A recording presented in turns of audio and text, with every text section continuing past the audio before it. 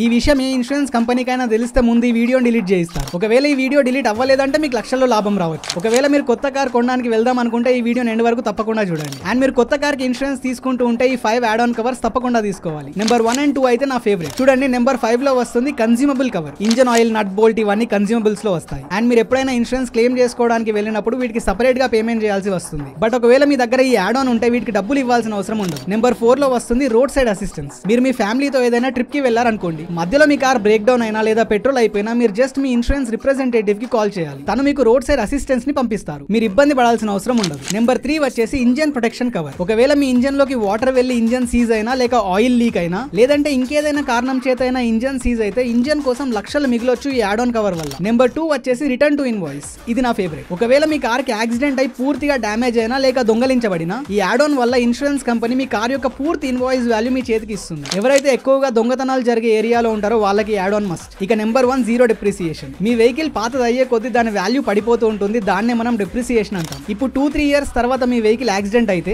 Insurance company మీకు depreciation వాల్యూని minus చేసిన తర్వాతే పేమెంట్ చేస్తారు. మిగతాది మీరు అవుట్ ఆఫ్ పాకెట్ ఇవ్వాల్సి వస్తుంది. కానీ ఈ యాడ్ ఆన్ వల్ల మీరు ఒక్క పైసా కూడా ఎక్కువ ఇవ్వాల్సిన అవసరం ఉండదు. టోటల్ అమౌంట్ ఇన్సూరెన్స్ కంపెనీనే రికవర్ చేస్తుంది. ఇప్పుడు త్వరగా వెళ్ళి చెక్ చేసుకోండి మీ ఇన్సూరెన్స్ లో ఈ యాడ్ ఆన్స్ ఉన్నాయా లేదా అని. అండ్ ఈ వీడియోని సేవ్ అండ్ షేర్ తప్పకుండా చేయండి, లేదంటే మీరు ఈ యాడ్ ఆన్స్ పేర్లు మర్చిపోతారు.